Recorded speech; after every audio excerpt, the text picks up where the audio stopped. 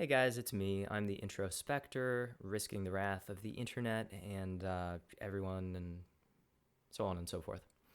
Okay. Articles online and friends on social media warn that Netflix's new show, The Witcher, is ableist. Is it? Well, that depends on a few things. Spoilers ahead, even though I'm trying to be relatively unspoilery. The Witcher tells several stories and weaves them together through a pretty tricky narrative. The story isn't so much chronological as it is thematic, with bits taken from different times in the lives of 3 or so main characters. These parts are paired without regard for when they occurred, and the showrunners instead choose to stick together things that are thematically resonant. This is cool, but tough to follow. Some people like it. Others just want to go back to normal, safe, boring old Game of Thrones. One of The Witcher's characters is Yennefer, a woman who begins life in a poor family and rises to prominence through the first season. She is a powerful sorceress of some infamy just past midway through, and she attains so much power that even the titular Witcher isn't able to protect himself from her. But they sort of fall in love a little, so it's okay. She's the only woman who ever hurt him, etc., etc., except for some other women who also hurt him. Anyway, Yennefer is disabled. She was born with a hunchback and a facial deformity. We learn this may be the result of elvish blood in a near ancestor, but it's tough to discern from that offhanded comment whether it is a condition those of mixed race are prone to, or if it's a result of prejudice against the elves. Unclear. So, The Witcher portrays people treating Yennefer poorly, bullying, mocking, and abusing her because of her disability and deformity. Is that evidence enough of ableism? Well, ableism is defined by Merriam-Webster as discrimination or prejudice against individuals with disabilities. So, it seems that the behavior of Yennefer's family and village certainly qualifies as ableist. Though The Witcher is a work of fantasy, it draws a lot from European history to establish its setting, and in pre-industrial agrarian communities, those born with disabilities were often considered cursed. Sometimes those with disabilities were even believed to be divine punishment for their parents who had done wrong. The treatment of Yennefer at the hands of the villagers, and even of her own family, is pretty accurate for that sort of a culture living in that sort of a world. The abuse and indignity Yennefer suffers is used immediately as a way to get the audience to sympathize with her. So far, it seems that the villagers of Yennefer's town are ableist. It hasn't been sufficiently demonstrated that the show creators are ableist, however. It's true that Yennefer deals with a physical deformity which causes her to be bullied and makes daily tasks more difficult for her. But that's true to the average experience of a person with disabilities. Daily tasks are more difficult for them than for quote-unquote average people without disabilities. So far, so good. So, what comment might the show's writers, producers, and any other creatively engaged people be making about Yennefer or her disability? Yennefer is treated poorly because of her disability. Worse than she might otherwise have been treated, even though she came from a poor family living at a time when starvation was a possibility. However, Yennefer overcomes difficult and dangerous situations over and over again. The arc of her story through the first season is a startling and impressive rise to the highest levels of the Order of Sorcerers, from outside the established hierarchy. It seems that Yennefer's arc demonstrates that disability is no barrier to potential or achievement, a decidedly un-ableist thing to show. Wait, not so fast. The argument may go. Yennefer achieves the success just mentioned after she is given the choice to remove her disability. She only achieves, in fact, because she chooses to remake her body in a magical rite, fixing her disability and making herself beautiful to boot. There is some truth to this. Consider a few things, though. Tissaia de Vries, Yennefer's teacher, offers a few cryptic lines when Yennefer is informed of the process that will change her. And those lines inform both Yen and us that the rite is performed by all the sorceresses, regardless of whether they have any real physical flaws. Tisea appears to indicate that it is not a decision to be made on the basis of changing a difficult part of oneself. And this is her directly quoted from the show. There is not a person alive that does not look into the mirror and see some deformity. Except for us. We remake ourselves on our own terms. The world has no say in it. In Tisea's words, it is only sorceresses after their transformation who look into the mirror and see no deformity. That indicates that all other people, including the sorceresses before they are transformed, see something wrong with themselves that they wish to change. In other words, it is not because of her disability that Yennefer must change her body. Even those without a disability or deformity remake themselves to better become what they wish to be. And as to the necessity of making the choice, well, all of them do, not only those with a disability. Before the rite is performed, Yennefer is warned that she will bear no more. She won't be able to have kids anymore. This warning would not be offered if it wasn't believed to be a steep price. You don't warn people about things that don't matter. And a warning like this would not be offered if choice did not lie with the person undergoing the transformation.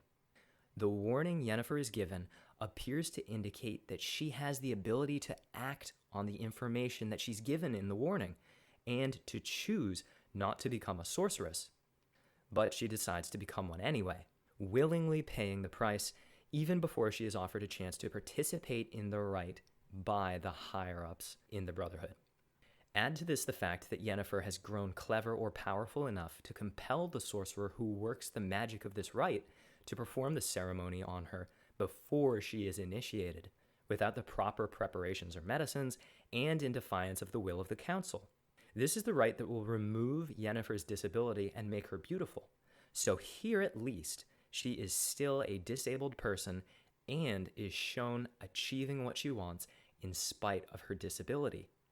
In fact, Yennefer, pre-transformation, is chosen to be initiated, while others who lacked a disability and appeared to be more powerful sorceresses than Yennefer were not chosen. This would seem to indicate that something beyond Yennefer's ability is at issue here. If Yennefer passed all of her magical training with a disability when many others who were physically able did not, it appears to work against the claim that the show is pushing an ableist view. Yennefer is capable of success before she transforms herself, before she even knows that she has the option to remake her body. Okay. The argument may go, maybe Yennefer is able to succeed even while she has a disability, but the fact that she is asked to change at all, even given that option through magic, implies that being born with a disability makes one fundamentally flawed and broken, in need of being fixed. She wouldn't have needed to change at all if the creators of the show weren't pushing an ableist agenda. So ultimately, this is still a comment on the nature of disabled persons and what they can or cannot achieve in society. Yennefer has to change herself, or she'll be unable to achieve the full measure of her potential, and that is fundamentally an ableist viewpoint. That is one valid interpretation of the source material. However, I'm uncomfortable with it. Not only does it assume the motive and the malicious intent of the team behind The Witcher, but it also ignores the possibility of other equal, if not better, options for interpretation. It is possible that the writers are prejudiced against people with disabilities, but it seems a strange conclusion to leap to without an overwhelming amount of evidence. And this is the treatment of one character in a particular instance after that character has been portrayed in a nuanced and sympathetic light thus far, it seems as though the show creators, like Yennefer, care about her struggle and want us, the audience, to root for her. To take issue with the fact that Yennefer is asked to change is to ignore that all sorceresses in her situation, regardless of appearance or ability, decide to change in the same way. That's right, they decide on their own terms, in Tissaya's words, to change for the sake of better meeting their own goals. In fact, Yennefer's transformation is an outward sign of the transformation that all good characters go through at some point in a story. A main character who stays the same is boring. A main character who changes is compelling and interesting because of their growth and the lessons they have learned. Perhaps that's not entirely convincing yet, though. Well, the argument for ableism says that Yennefer is given the option to change herself physically from disabled to able and beautiful. The argument appears to be that Yennefer is only judged physically in terms of beauty and ability. But there is more at play here. Yennefer sacrifices her ability to bear children to the rite that remakes her and removes her disability, but that's not the first sacrifice she has made as a character. Along the course of her training, listening to her ambition, Yennefer sacrifices love with Istredd, morality, pursuing power despite the cost or casualties, and she sacrifices the chance of having a family. All of these things were demonstrated to be within her grasp before the transformation removes her disability. And it just so happens that these are the things Yennefer pursues in the final few episodes, when she has attained fame and power, but realizes there is still something missing from her life. Yennefer is transformed from an abused girl who defies her father's orders to stay inside. She chooses to feed the pigs instead, to prove to her father and perhaps to herself that her disability does not prevent her from being helpful to her family, does not prevent her from accomplishing tasks of value. Yennefer becomes a beautiful sorceress who forces her will on those unable to resist her, on those less powerful, much like her father tried to do to her. Look no further than the orgy scene when Geralt first meets her. Only Yennefer is better able to force her will on others than was her father, thanks to her magical ability. Yennefer's physical transformation to beauty and ability is paralleled by her movement away from virtue and love. If anything, Yennefer is a better person when she is, quote, ugly, end quote, and disabled in the eyes of the world. She is a worse person when she is beautiful, powerful, and able. That doesn't seem like a condemnation of the differently abled. It seems like an affirmation and a statement that, regardless of what others think about you, it is your choice of how you act and what you pursue that matters. That's a view that values people regardless of appearance, ability, or any other distinguishing factor. It is decidedly progressive, and it is good with a capital G. It doesn't mean that the creators of The Witcher aren't sexist for making only sorceresses change their appearance on graduation from the academy, though. That's it. Maybe you see things differently than I do. Drop me a comment to let me know if I fundamentally misunderstood the show, logic, words, or something else. I would seriously love to hear what you think.